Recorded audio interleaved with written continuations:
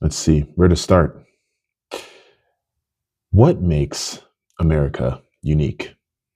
What sets it apart on the world stage? Today, we're breaking down the positives of American exceptionalism.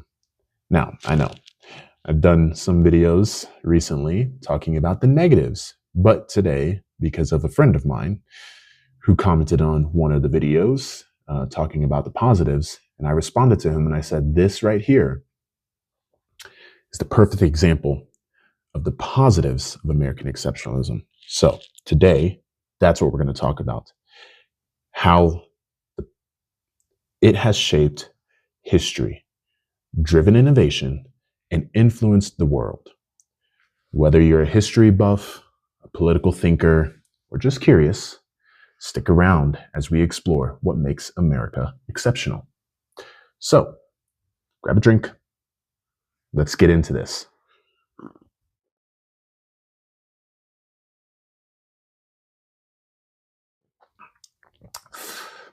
America's core values. Let's start with the foundation. The United States was built on the principles of democracy, freedom, and individual rights. Unlike many nations that evolved from monarchies or long-standing traditions, America was designed from the ground up with liberty in mind. Now, the Constitution, the Bill of Rights, they set the stage for personal freedoms. The idea of limited government and checks and balances promotes long-term stability. America's democratic model has inspired other countries to embrace a similar system. These ideals have not only shaped America, but have also influenced global movements for democracy. Think about that. Which leads me to our innovation and our economic growth. America is often called the land of opportunity, and for good reason. Its economy has been a powerhouse, leading in industries like technology, entertainment, and medicine. The US has been at the forefront of scientific advancements. For example, take the moon landing or Silicon Valley and medical breakthroughs. The free market system of our country encourages entrepreneurship and innovation. Many of the world's largest companies, think your Apple, your Google, your Microsoft, UPS, Amazon, Costco, all originated in the United States. And shout out to the state of Washington, because UPS, Costco, Amazon, Microsoft, all from the state of Washington. So, yeah, PNW, baby. I'm not from the PNW. My wife is. So, yeah. But this gets into the spirit of innovation. And innovation has not only fueled the country's success, but has also transformed the world. Right? So when we think about these things, our innovation alone should be something that is hailed and revered, right? That is why we are called the land of opportunity. Like I mentioned above, America is often called the land of opportunity, and it is because of that right there. Primarily, I would think, our innovation, our technology. I mean, we're a tech powerhouse. Our biggest competitor is China, and then with medicine as well. We do a really good job with all of that stuff. So let's move on, right?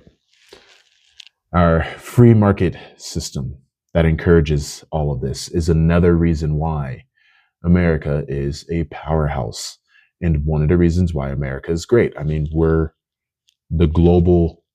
have the highest GDP, right? We have the highest GDP of all the countries. Why is that? It's our free market system. But along with that GDP, along with our free market, along with our tech innovation and medicine innovation, comes our responsibilities to the world, right? Our global leadership and our influence. Now, America's role as a global leader has had both praise and criticism, but its positive contributions can't be ignored. And I'm sorry if it's a little wobbly and shaky. You're on my desk, and yeah, but we're going to roll with it. And I think you'll be okay. So, and it's cold outside too, so I don't want to be outside right now. It's like 2 degrees. Back on track. All right, where was I? Our influence. So, our role as global leaders. It has both praise and criticism, rightfully so, right? What leader is perfect? What sports analogy? What coach? What manager? What captain of a team is perfect? They draw both praise and criticism. So just like countries, no country is perfect, but a lot of countries are great, especially at things that they do. So your positive contributions, will, or not your positive contributions, the countries, America's positive contributions can't be ignored. Post World War II, the US led in efforts in rebuilding Europe, think the Marshall Plan, and establishing institutions like the United Nations, right? So we learned our lessons from World War I, where we did not join the League of Nations. And this time around, we set up the United Nations, and we stuck around. We actually joined it this time around. We learned our lesson, right? So, we established those institutions. We helped rebuild Europe. We helped rebuild Japan. There's a reason why Japan, are they the 3rd largest economy in the world? Or are they the 4th? Economy people, get in the comments, let me know, because I can't think off the top of my head. I'll Google it after this.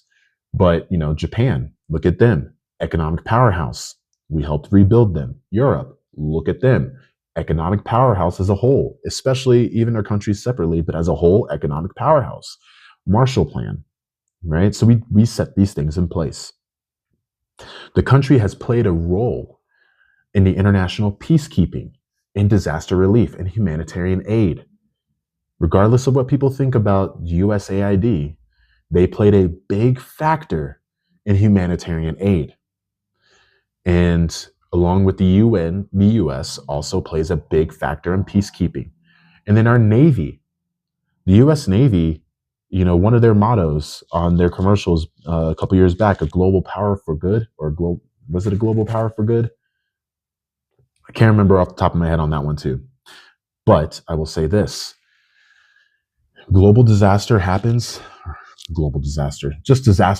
in general.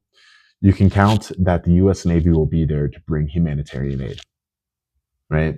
They're really good at that. My hat goes off to the Navy in that respect. The Army's still better, but I'm biased. What can I say?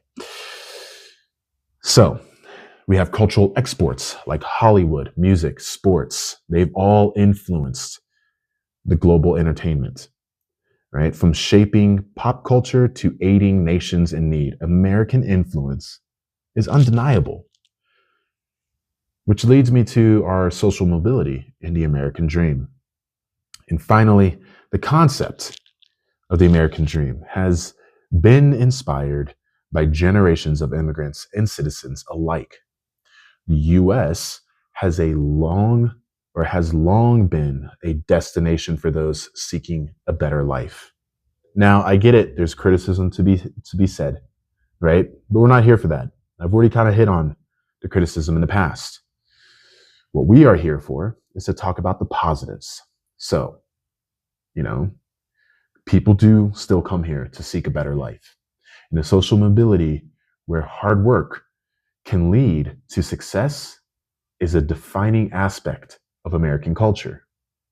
Stories of self-made success, from Oprah Winfrey to Jeff Bezos or Bill Gates or Mark Zuckerberg or Dwayne "The Rock" Johnson. Look at Arnold Schwarzenegger. The last two and Oprah, I would actually say, are self-made. Bezos, people like Elon, People like, well, I don't know about Zuckerberg, but Bill Gates, their parents were all wealthy to some aspect. If they were not upper middle class, they were definitely already rich. So they're not self made. But people like Arnold Schwarzenegger, people like Dwayne The Rock Johnson, people like Oprah, they are self made, right? And they prove that this idea is still alive. Even though it might be a lot harder nowadays, still alive. And while challenges exist, America continues to offer opportunities to many around the world, and especially for people to aspire to. So, is America truly exceptional? While no country is perfect, and if you've watched my videos, you know what I always say. No country is the best. Countries are great, but no one can actually be the best. So, while no country is perfect, the United States has undeniably shaped the modern world through its values, innovation, and influence. So, what do you think? Let's start the conversation in the comments below. Be sure to like, subscribe, and share this video. Also, hit the bell because that does things. Anyways, I hope you enjoyed. Again, like, subscribe, share this with your friends. And remember, let's do better. I also forgot to mention the reason I made this video was in response to one of my friends. I wanted to give him a special shout out because he put this idea in my head. He recently just retired from the Army, and he was talking about how the military afforded him the luxury to get out and see the world. He's been to over 20 something countries. I want to say, I think he said 22 countries. He's lived in different countries and he's experienced a lot of different cultures. He's traveled back to his ancestral home and he's traveled the world. And, you know, when we talk about American exceptionalism, you do get a lot of people who will say things like they don't need to travel outside of America because America is the best country. They don't need to see anything else. And that, ladies and gentlemen, is the American exceptionalism that is toxic, that is bad, that we should not strive for. However, in his comment, I wrote back, I said, this is the perfect example of positive American exceptionalism. You see, positive American exceptionalism is this idea that you can still have this idea that, hey, you've traveled, you've seen things, but you prefer to stay here in America. And that's okay. That's fine. That's totally acceptable and to be praised, you know, because you've gotten out and you've experienced other cultures. You've embedded yourself with other cultures. And that you leave a little bit of yourself there, but a little bit of them is now imparted on you. And I think that is what we should strive for. Now, for those who can't travel because, you know, money and everything like that, I get it and I'm sorry. But for those who can travel and don't, you're doing yourself a disservice. You really are. I would travel if I were you and just experience other cultures, even if it's just Mexico and even if it's just Canada. Get out, travel, explore the world, right? We are meant to be explorers. That is what we were meant to be. That is the reason why we look to the stars. That's the reason why we sail the open seas, right? Is because we're meant to explore. So get out there, you know. My friend, he's lived a life that many people will not be fortunate enough to live. But for those who are and choose not to, again, you're doing yourself a disservice. And we're talking about a man who spent over 20 years in the military. So it's not like he was making the buku bucks, like some of you out there who still choose to be ignorant. Don't choose ignorance. Choose exploration, right? Even if you believe that you don't need to travel anywhere else or you don't need to live anywhere else, choose exploration. Be like my friend. Have a good day.